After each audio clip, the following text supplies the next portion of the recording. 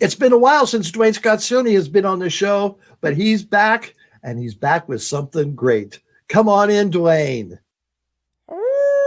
What's in your attic? Duane Scott Cerny, you've been up in my attic all summer. I haven't seen you. No air conditioning. No, it's been hot up there. I bet. You're a terrible landlord. Yeah.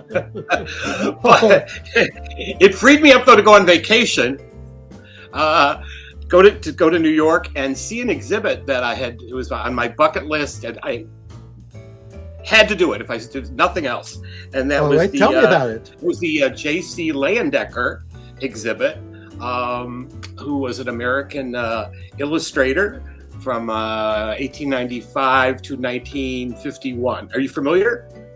I heard we were going to talk about him, so I did look, and I recognized the style. Right? Yeah, it just kind of jumps out.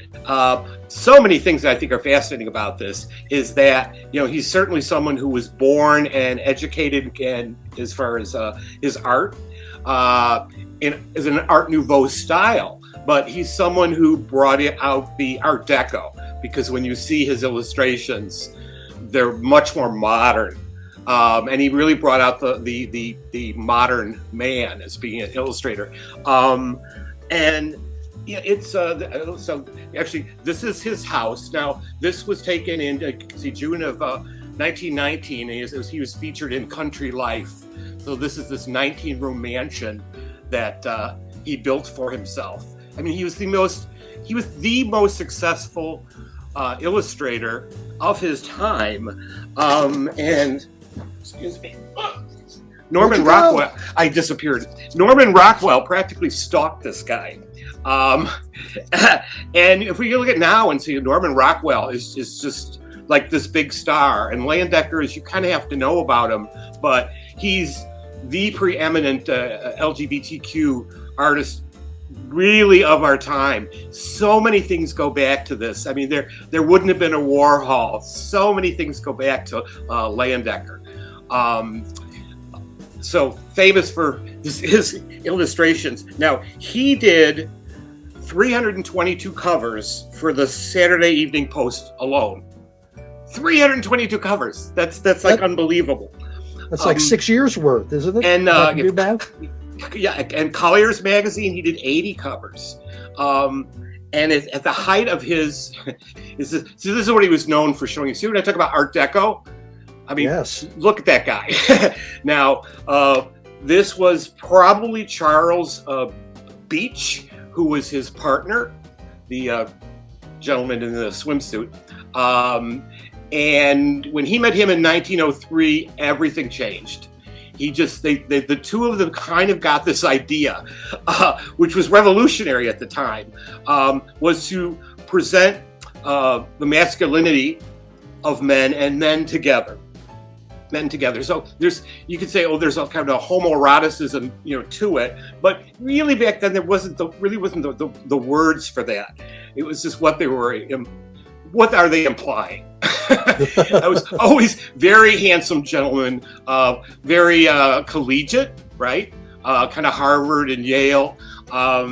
Leyendecker was most famous for the arrow shirt man, and we'll have more of those as they come up.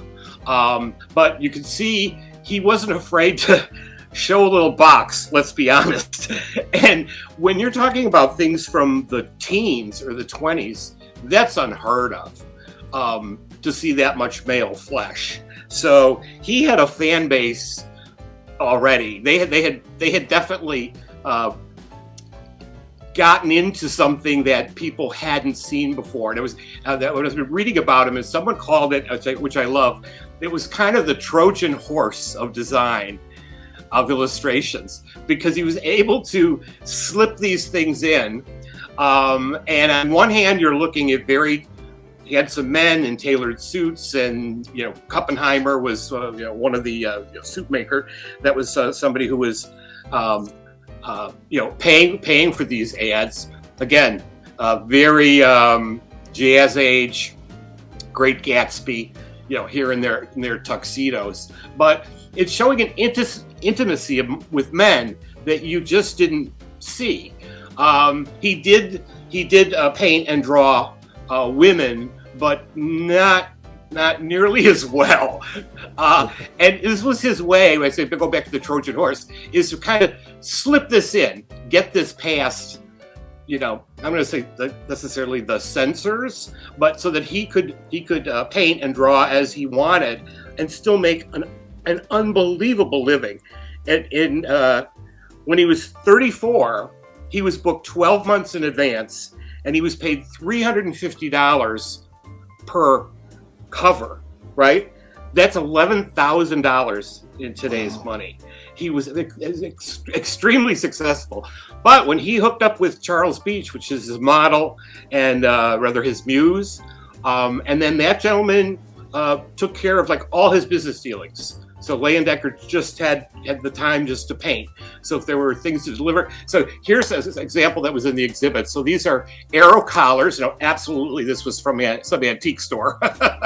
So you can see the samples of arrow collars that were available, because he was really the arrow collar man, is what they even refer to him, as. Now he really liked his sailors. What did he do with that? Was that a part of an ad campaign? Was that a cover? He did a lot of things. He did a lot of things for the government and recruiting. So think about how far back this goes. This is like World War I. But he did do a lot of sailors and soldiers that then would be in magazines, as far as being recruiting or for fundraising, for the war. His pieces just. It was good. So this exhibit I saw was at the New York Historical Society, and I saw it on the last weekend. And many of these things had never been seen or were donated by people, lent, I should say, for this. And there's really a 3D quality to these. Another famous one, definitely, this is Charles Beach, his partner. And how he could work. And it's Easter, and we still have. we're looking at a young man who's not going to be laying any eggs. This is kind of interesting, which they did in the museum. They made just a piece of glass that you could stand on either side of, so a little hard to see. But it separated the main museum from this small exhibit. There's my friend Jimmy. Again, standing next to a painting which is very Art Deco, very, very Art Deco. And here we are with this gentleman again. Now, he also did illustrations for objects, which I did not know. So these are football games. A lot of times these are kind of card games inside. But the masculinity. Here's a guy. He's putting a butt right in your face. If you're looking at it, if you're not looking at it, you kind of don't see it, and that's why it's a Trojan horse. This was odd in the exhibit. I can't really explain that, but it did catch my eye as something very, very different. Something that he was, obviously just playing with as far as in illustration. I don't think that was used anywhere.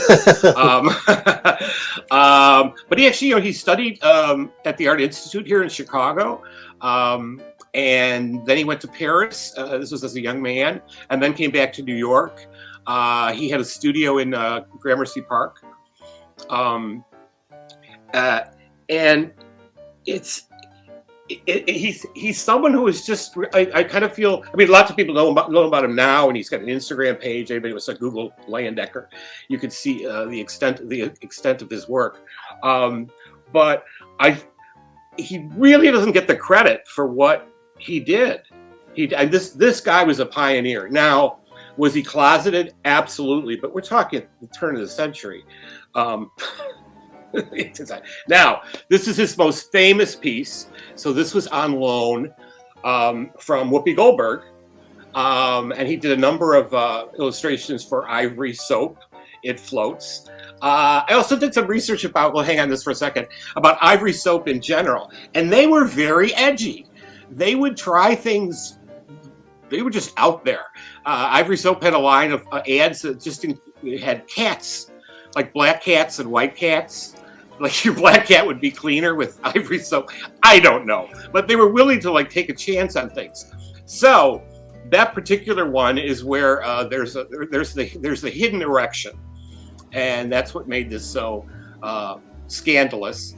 And there it is. Oh. Between, and it right now, once you see it, you can't unsee it.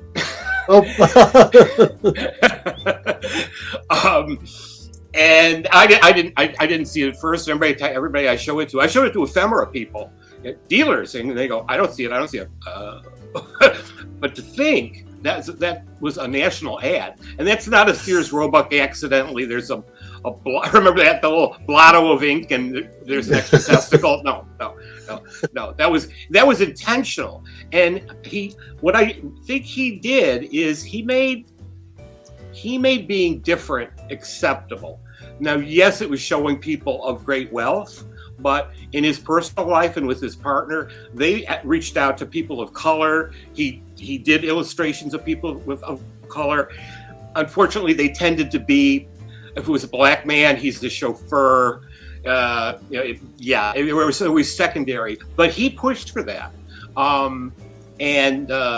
Still in a very private life, he passed a few years before his partner, and at the end, even though they had all this great wealth, and they really lived it up. They had a good time. They had parties, but at the end, they were actually selling some of these illustrations at a yard sale.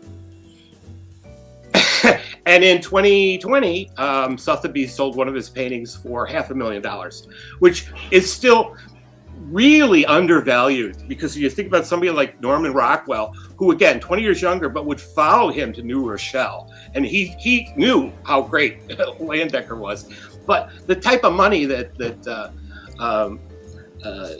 Norman Rockwell would get for his things, even while he was alive, it's kind of mixed feelings, but there really wouldn't have been a Norman Rockwell as we know it if there hadn't been a Leyendecker. So realism. Some of those pictures, I'd love to write captions for. I'm sure you would. All right. So you went to the exhibit. Was it everything you hoped it would be?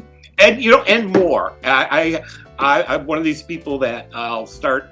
I was there when it opened, and there was a small line, and there was a lot of older gay gentlemen, and we all started chatting. This and that. Oh, you got to see this piece, because there wasn't a docent for it, and I got just as much information out of that. And also, there was a lovely man in the gift shop who told me something which I thought was fascinating: is that the staff there at the Historical Society had been pushing for this exhibit for a decade, and the board, I'm not going to really say why, just didn't see it. And they're going, this man was so influential, an absolute New Yorker. How can you dodge that, right? And in kind of that being, he's still controversial. The fact that a museum was, and it was one of their best attended. It was a small exhibit. It's still one of their best attended exhibits. So it's almost that museums have to be taught what people want to see, right? And I think because this is a thing. It wouldn't be shown anywhere else than in New York, because it just took that much. Because he was an illustrator, there's not a great body of work as far as paintings that are available, to be lent to a kind of a major exhibit. Well, it's fascinating. Thank you for sharing that with us, Duane Scott. Looking forward to you coming back again on the show. Thank you. Thank you, Amber. Always fun. What's in your attic? Thank you, Duane. You can come up to my attic anytime.